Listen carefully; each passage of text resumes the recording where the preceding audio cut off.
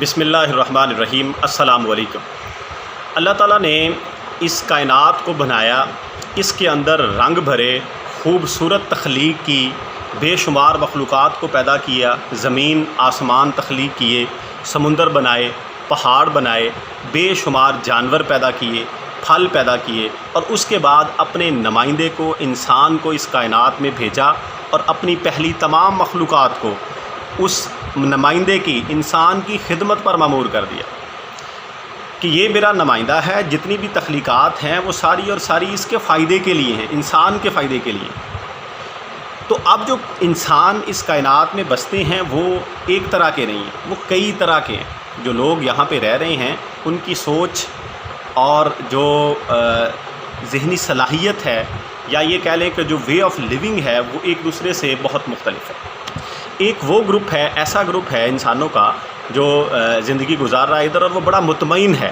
وہ یہ کہتا ہے کہ جو کچھ اللہ نے میرے لیے بنایا ہے، میرے لیے تخلیق کیا ہے، میں اس پر راضی ہوں، یعنی جو کچھ میرے پاس ہے میں اسی پر زندگی گزار رہا ہوں اور بڑا پرسکون ہوں۔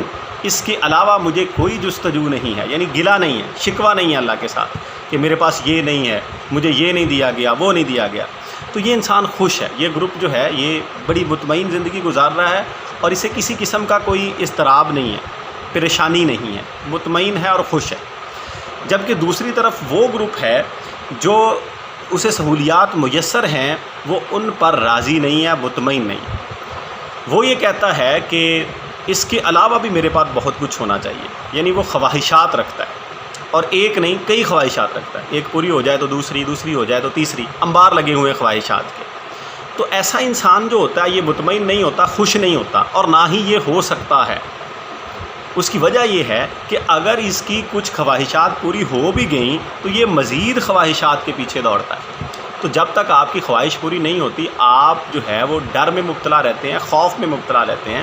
یہ ڈر جو ہے یہ انسان کو توڑ دیتا ہے۔ یہ بڑی خطرناک چیز ہے کہ اگر مجھے یہ نہ ملا، اگر میں یہ نہ کر سکا، یہ جو ڈر ہے یہ انسان کو کبھی خوش نہیں ہونے دیتا۔ بقول واصف علی واصف صاحب وہ کہتے ہیں کہ مقام شوق جو ہے یہ جنت ہے، جبکہ مقام خوف دوزخ ہے۔ مقام شوق جنت ہے، مقام خوف دوزخ ہے۔ مفادات کو مقدم سمجھنے والے لوگ مقام شوق کو نہیں سمجھ سکتے، کیونکہ شوق کا تعلق جو ہے وہ دل سے ہے، جبکہ خوف کا تعلق دماغ سے ہے۔ دل قربانیاں پیش کرتا ہے، جبکہ دماغ جو ہے یہ حاصل کی تمنا میں مصروف رہتا ہے، کچھ نہ کچھ حاصل کرنے میں لگا رہتا ہے۔ تو جو قربانیاں پیش کرتے ہیں انہیں کبھی ڈر نہیں ہوتا، جبکہ جو خواہشات کی تمنا رکھتے ہیں، کسی چیز کے پیچھے دوڑتے ہیں، وہ کبھی پریشانی سے نکل نہیں سکتے، ڈر سے نکل نہیں سکتے۔ یہی بندے اور اللہ کا معاملہ ہے، بندے اور اللہ کے قرب کا معاملہ ہے، کہ وہ لوگ، ایسے لوگ موجود ہیں اس کائنات کے اندر جنہیں موت کا کوئی خوف، کوئی ڈر نہیں ہے، بلکہ شوق ہے۔ وہ اس جستجو میں ہیں، اس شوق میں زندگی گزار رہے ہیں کہ کب ہم اپنے محبوب سے ملیں گے، کب ہماری ملاقات ہمارے خالق کے ساتھ ہوگی، اللہ کے ساتھ ہوگی۔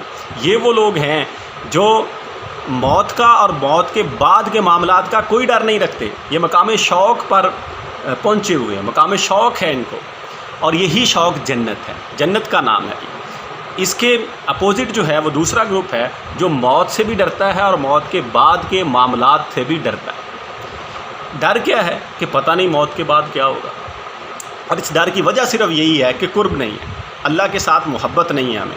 اگر ہمیں اللہ سے محبت ہو تو ہم مقام شوق پہ ہوں گے، اور یہ جو ڈر ہے یہ ڈر یہی ہے کہ اگر ہمیں جنت نہ ملی تو پھر کیا ہے؟ دوزخ۔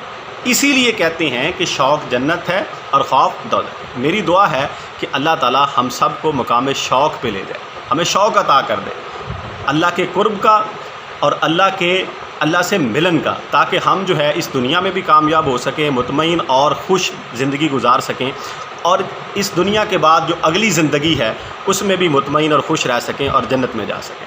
اپنا خیال رکھیے گا۔ فی امان اللہ، اللہ حافظ۔